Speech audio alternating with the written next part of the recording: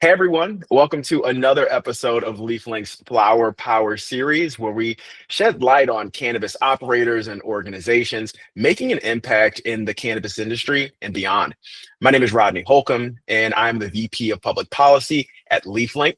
Today, I am thrilled to be chatting with the new Executive Director of Marijuana Policy Project, Adam Smith.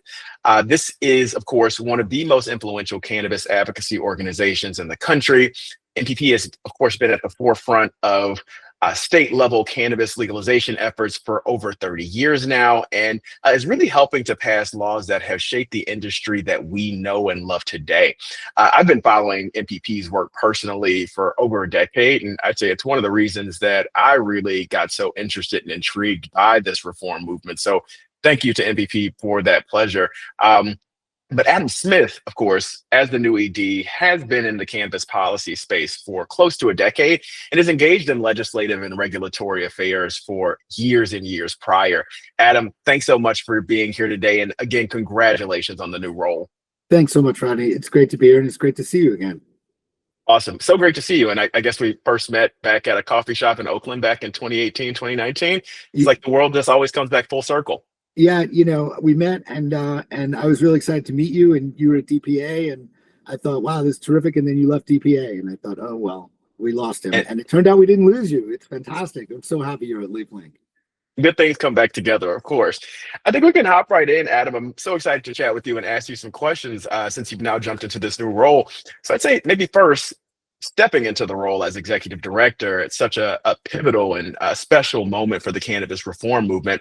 What's your vision for the future of MPP, and what are some of your top priorities for the organization that you'll be focusing on over the next several years? We're past the binary of legal, illegal, right? Prohibition is not over, right? And so part of our mission is to end prohibition, to finally end prohibition.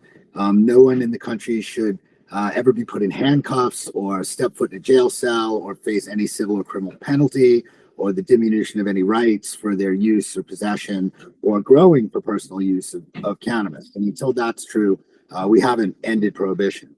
But also we're in a phase of figuring out how prohibition is going to end. And it's not just about the money, right? Industry has happened. And it's, that is clearly a very important driver of cannabis reform. But cannabis is not like other industries. In most industries, industry lobbyists and industry associations can move policy without advocacy. But the cannabis industry is built on top of an issue that has been, really contested for the last 50 years. And so cannabis policy is built, or the commercial cannabis world is built on top of drug policy.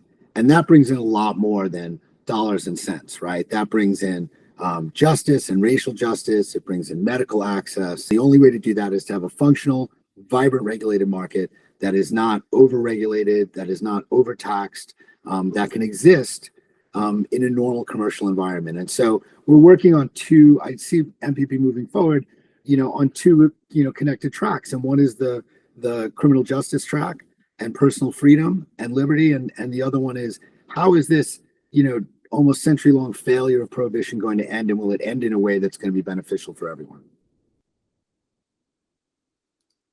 No, really appreciate that, Adam. And it's so amazing. I mean, in the 30 years that you folks have been around, and I mean, just the entire cannabis movement generally, we've seen a lot change, but you're so right. So much still has to change. Prohibition is still in effect. We still have state siloed markets. We still have just so many difficulties that are making it very difficult for folks to engage in cannabis commerce. And folks are, again, still being arrested for many cannabis law violations. As we look ahead to this next phase of cannabis legalization and just cannabis law change generally, I'm very curious how MPP is positioning itself to meet those new challenges and what opportunities even might lie ahead for us. It's been interesting to me watching the focus on federal policy for years, particularly from the industry. And federal legalization has always been sort of the big goal and a little bit of the white whale of cannabis policy reform. But I think that people underestimate the extent to which, no matter what the federal government does, the rules around whether cannabis can be sold, how it can be made available, the rules under which that's going to happen are all going to be at the state level. And that's good news, because the states are where we have our power. We have supportive governors. We have much better informed legislatures who are much closer and more responsive to the needs of their constituents. The jobs and economic activity that regulated cannabis industry creates hit much closer to home at the state level. It means a lot more. And when people come in, when your state nurses association comes in, or clergy from your state comes in and starts talking about the holistic importance of getting this right, that is very different than what that sounds like at the federal level. And so every advance we have made in cannabis policy over the last 30 years has been at the state level. And that's going to be where the fight continues. And MPP has either led or been significantly involved in 29 victories of adult use or medical legalization. And this is what we do, right? We create campaigns around drug policy that move cannabis policy. And that's, I think, what we're going to continue to do. And I think that that the more that cannabis policy is argued over money, the more vulnerable it is to push back from the forces of neo-prohibition that are resurgent right now. Couldn't agree more. I think, obviously so much of what has moved and what has changed has, of course, happened at the state level. In thinking about federal reform, what do you think is possible, and where would you see MPP pushing in this next decade or so to really help align really these markets that are also different, also siloed across the United States? Very curious your vision and where MPP plans to lean in there. I mean, I think our vision is that the best thing the federal government could do would be to deschedule, and that would allow the states to create normal commercial environments, and it would allow some normalcy to pervade throughout cannabis. But I think that it's almost impossible to predict what this administration will do. I think we are, in a sense, we are beyond policy when we're talking about this administration in a lot of ways. And I think that moving to Schedule 3. I don't think is going to make it'll make a difference to some people, but it's not going to make a difference in the overall what the market looks like and what state policy looks like. But I think that this administration could decide it's in their interest to come down on the state legal industries or to reschedule or to deschedule. And I think a lot of that is going to be where they see their political advantage. And so, but no matter what they do, the policy that matters to most people is going to be made at the state level.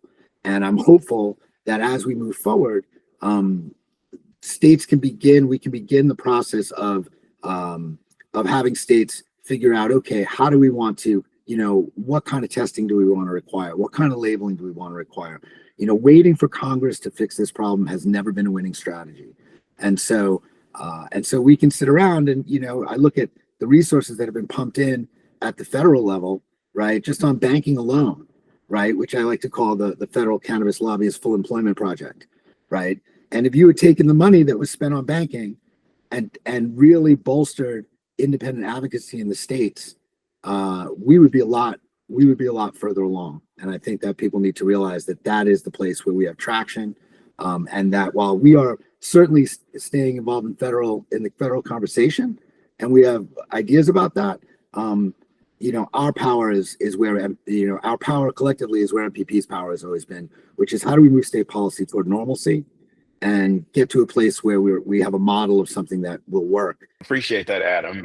I think one last question for you. You've touched on how industry and MPP should and could be interacting. I'm very curious for folks who are listening in who just maybe want to lend a hand to the movement. How can they best go about getting involved with MPP's work, and what sort of supports can they be providing along the way?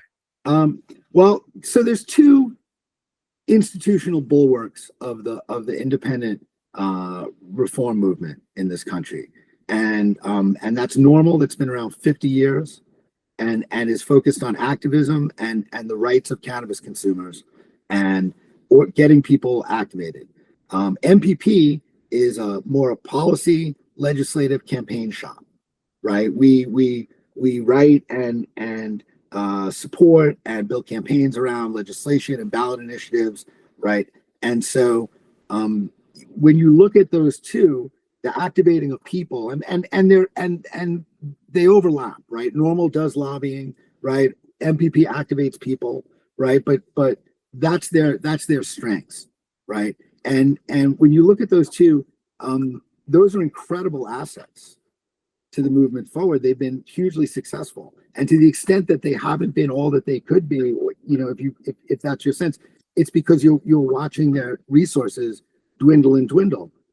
They were supported by philanthropy to start before there was an industry, right? And then industry happened. We started, but then with philanthropy, we started winning state after state, and the momentum built, and then an industry emerged, and then money poured into the industry.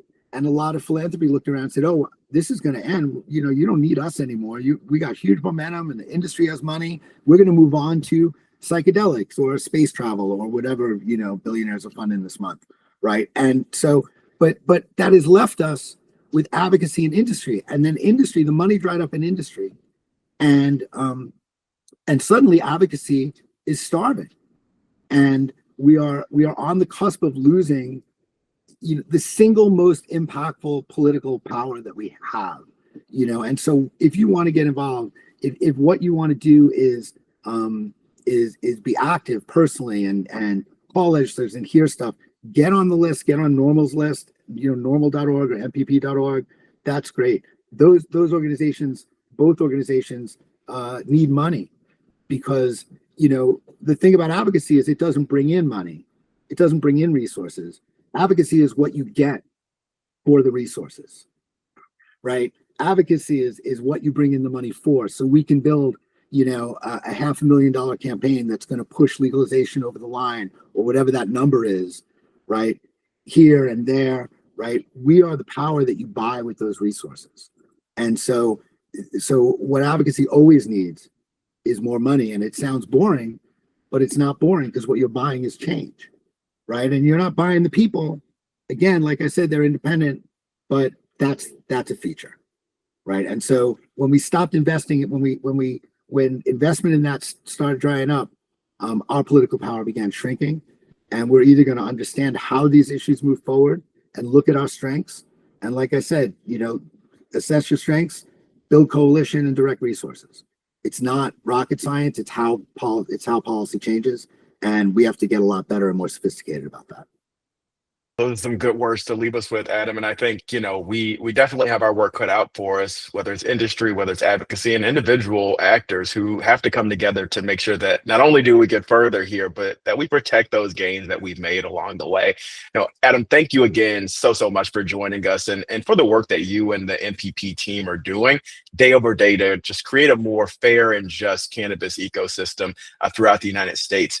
For anyone listening in, if you'd like to learn more, please visit www.mpp.org and follow Marijuana Policy Project on socials to stay up to date on all the things happening across the country with respect to cannabis reform. That's a wrap for this edition of Flower Power.